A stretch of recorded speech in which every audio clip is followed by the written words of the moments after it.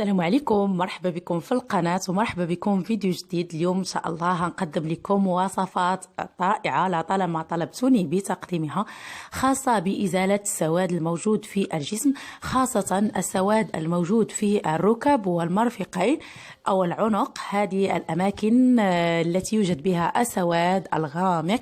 هذه الوصفات التي سأقدمها لكم اليوم ستساعدكم على إزالة السواد بشكل جيد. ومن الاستعمالات الأولى لهذه الوصفات المقدمة في هذا الفيديو، لا تنسوا دعم قناتنا بلايك للفيديو، أيضا نشره ليستفيد منها عدد كبير من الناس. الوصفة الأولى سنحتاج إلى حبة من البرتقال ونقوم بقسمها إلى نصفين. يمكنكم عمل البرتقال في هذه الوصفة كما يمكنكم عمل الليمون، يعني لكم الاختيار. بعد ذلك سنحتاج إلى مكونات أخرى جد فعالة في إزالة السواد الموجود في الجسم. سنحتاج إلى الكركم. هنا استعملت الكركم الخاص بالطبخ، يمكنكم استعمال الكركم الخاص بالتجميل، يعني لكم الاختيار. نقوم بوضع الكركم فوق نصف البرتقال بهذا الشكل. بعد ذلك نقوم بوضعه على المنطقة الموجود بها السواد، سواء الركب، العنق أو المرفقين، ونقوم بالضغط لإخراج عصير البرتقال والفرك بشكل جيد كما هو في الفيديو. نستمر على الفرك. يمكنكم الاستمرار على هذه الطريقة خمس أو 10 دقائق، عفوا 5 أو 10 دقائق. نستمر على الفرك والضغط لإخراج عصير البرتقال بهذا الشكل. هذه الوصفة فعلا جد رائعة في إزالة السواد الموجود في الجسم، ويمكنكم عملها يعني 2 إلى 3 مرات في الأسبوع لإزالة السواد بشكل جيد، والنتائج ستبدأون بملاحظتها من الاستعمالات الأولى لهذه الوصفة. فقط تطبيق هذه الوصفة على اليدين ستلاحظون أنها أعطت نتيجة على اليدين. سأقدم لكم وصفة ثانية لإزالة السواد، نحتاج فيها إلى بيكربونات الصودا، وسنحتاج إلى المعجون الأسنان. سنحتاج إلى قليل من معجون الأسنان. من الأفضل أن تستعملوا معجون الأسنان ليس به كمية عالية من الفليور. من أفضل اختيار معجون الأسنان يعني فيه الفليور يعني بكمية قليلة. نقوم بمزجه جيدا مع الصودا أو بيكربونات الصودا. بيكربونات الصودا هي الخميرة التي تستعمل في الحلويات، كما يمكنكم بدل استعمالها يعني استعمال بيكربونات الصودا التي تباع في الصيدلية. نقوم بمزج هذين المكونين جيدا كما تلاحظون معي في الفيديو. بالنسبة لهذه الوصفة يعني لا يستعملها الناس الذين لديهم بشرة حساسة، أنصحكم بعدم استعمال هذه الوصفة. نقوم بعد ذلك بتطبيق هذا المعجون على الجسم بهذا الشكل، وسنحتاج في هذه المرحلة إلى نصف ليمونة. يمكنكم استعمال البرتقال أيضا. نقوم بوضع قطرات منه ونقوم بالفرك بشكل جيد بهذا الشكل، يعني نفس الطريقة الأولى. سنستمر على الفرك لمدة 5 دقائق فقط، وهذه الوصفة يمكنكم عملها مرة كل أسبوع. ستلاحظون بعد الإحمرار في البشرة، لكنه سيزول مباشرة يعني بعد مرور دقائق من عمل هذه الوصفة. الناس الذين لديهم بشرة حساسة يعني يمكنكم تجربتها على منطقة صغيرة قبل تجربتها على باقي المنطقة الموجود فيها السواد، لكن الناس لديهم بشرة جد حساسة فلا أنصحكم نهائيا باستعمال هذه الوصفة. بعد مرور 5 دقائق سنقوم يعني بتنظيف المنطقة بهذا الشكل، وستلاحظون أنها أصبحت بيضاء وخالية من السواد.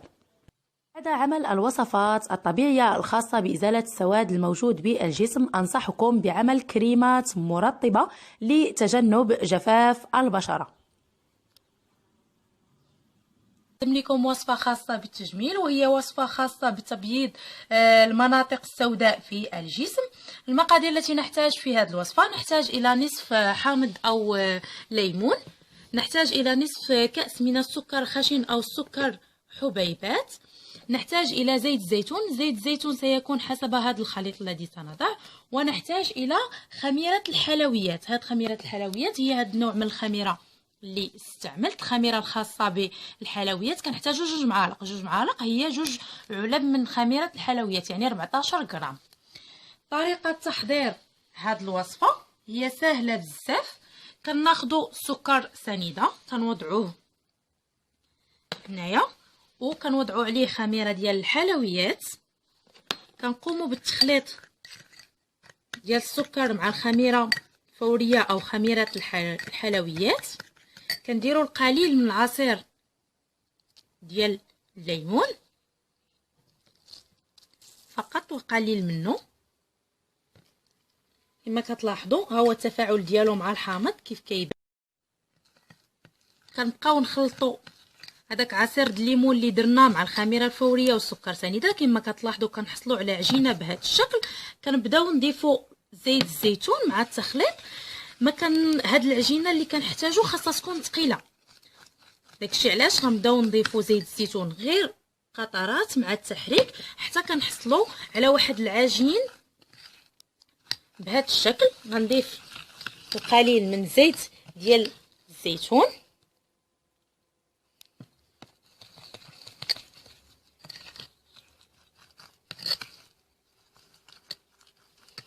بعد ما كنحصلوا على هذا الخليط كما كتلاحظوا معايا، فالخليط كيكون ثقيل ما كيكونش خفيف بزاف. فاحنا كناخذوا القليل من هذا الخليط وكنوضعوه على المنطقه اللي عندنا فيها السواد، سواء الرقبه او اي منطقه في الجسم فيها السواد باستثناء الوجه.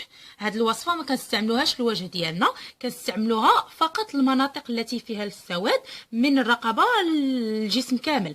كنوضعوها على المنطقه التي فيها السواد ونقوم بالفرك بشكل دائري كما تلاحظون على هذا الشكل. نقوم بفرك جيد للمنطقه لمدة 10 دقائق 15 دقيقة. نقوم بالفرك الجيد. بعد الفرك نقوم بتثبيت هذا الخليط. نقوم بوضع كمية أكبر على المنطقة وتثبيته عليها وتركه لمدة 30 دقيقة.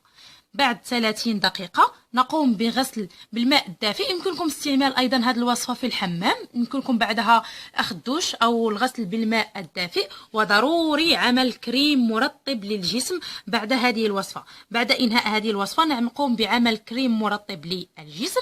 ستظهر معكم النتيجة بعد مرتين 3 مرات إلى 4 مرات من الاستعمال حسب درجة السواد الموجودة في البشرة. ويجب اتباع هذه الوصفة مرة إلى مرتين في الأسبوع، فهي جد مفيدة وجد فعالة في إزالة السواد في المناطق الموجودة في الجسم أو السواد الموجود في الجسم. أتمنى أن تعجبكم هذه الوصفة. لا تنسوا أن تضعوا جيم لهذا الفيديو إذا أعجبكم، ولا تنسوا أن تشاركوا أصدقائكم بهذا الفيديو. لا تنسوا الاطلاع على وصفاتي الموجودة في القناة، أيضا الأطباق التي أقدمها في القناة. لا تنسوا بالاشتراك في القناة. شكرا على تتبعكم، شكرا على وفائكم. انتظروا مني وصفات جديدة، انتظروا مني أطباق جديدة وكل ما هو جديد ومفيد على قناتكم. إلى اللقاء.